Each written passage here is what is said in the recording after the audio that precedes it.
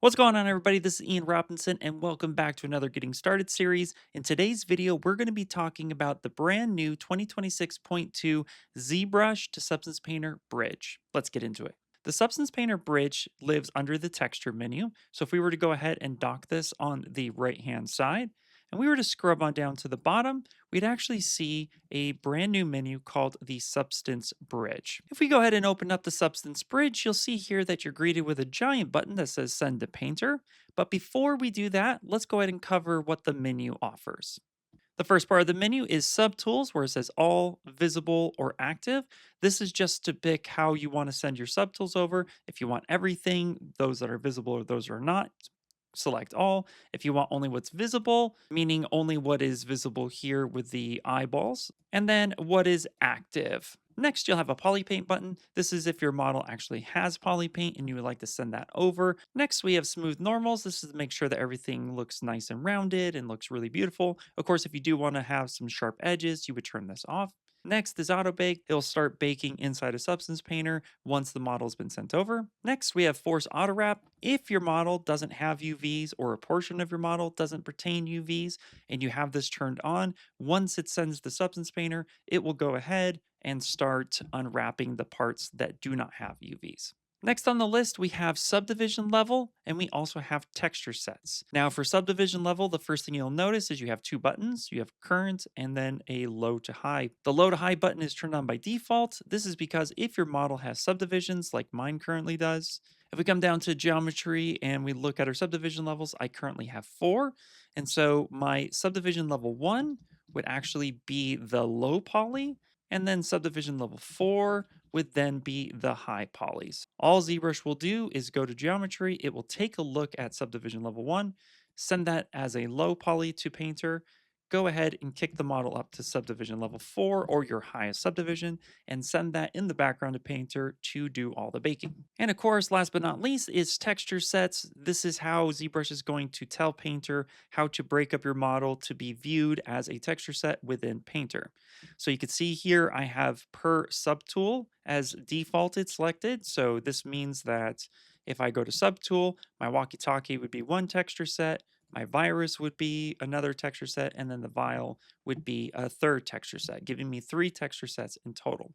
However, let's say we wanted to have a model that's a little bit more complex or has multiple polygroups like this. So if I were to come on down to my polygroups and hit auto groups, now my walkie-talkie has multiple polygroups. You can utilize this and have these set up as texture sets, helping you break your model apart a little bit easier. It will look at each and every one of these polygroups and create its own texture set based on that polygroup. So let's go ahead and put all this into practice. I'm going to go ahead and select all subtools because I only have 3. I do not have any poly paint, so we'll leave that blank for now. And then I have smooth normals turned on by default as well as auto bake. And if I go down to my subdivision level, we're going to keep it at low to high because I do have subdivisions, and I'm going to leave it at per subtool for my texture set. Now that we're all set up, I'm just going to go ahead and say send to Painter. Now we're going to give that just a second to communicate with Painter. And from here, Painter is going to go ahead and communicate with ZBrush and grab the model from you. And as you can see now, we started baking automatically. Now that it's done baking, we can go ahead and turn off the eye just to kind of see what's going on. All right, it's looking pretty good. Let's go ahead and take a look at what's going on with Substance Painter on the left-hand side in the menu.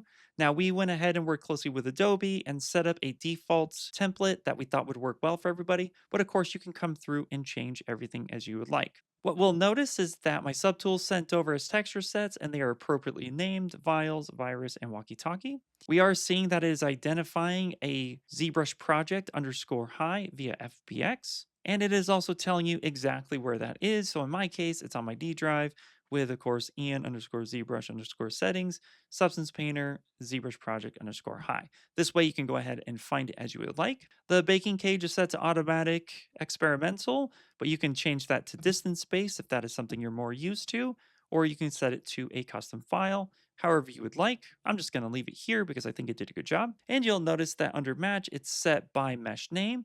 And we have our underscore low, underscore high, and then we have a normal, a world space normal, an ambient occlusion, a curvature, a position, and a thickness. You can always turn these back on. So let's say you do want an ID map and then maybe you would like opacity at some point. So all you would need to do is pick all that stuff and rebake your selections. And once that's done, we can go ahead and return to paint mode, and we are ready to start texturing.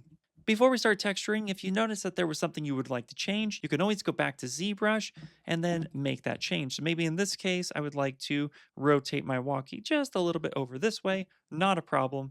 I would just go ahead and come in here, go back under texture, and say send to painter. So once all your texturing is done, of course, we'd like to see it in a render format. So let's go ahead and just do a quick IRay test. And you can see I'm going to zoom in here real fast, and I'm going to position that just so I know it looks good. Press and hold Control and middle mouse button somewhere on an object that looks good. And of course, you can turn on a bunch of really cool stuff in here, your post effects. We can get a depth of field if we would like. Really just a fun way to go ahead and make things pop and look super cool. Hopefully you guys enjoyed the video. If you did, don't forget to give it a thumbs up. Go ahead and comment in the comment section down below any questions you might have. And as always, we'll catch you in the next one.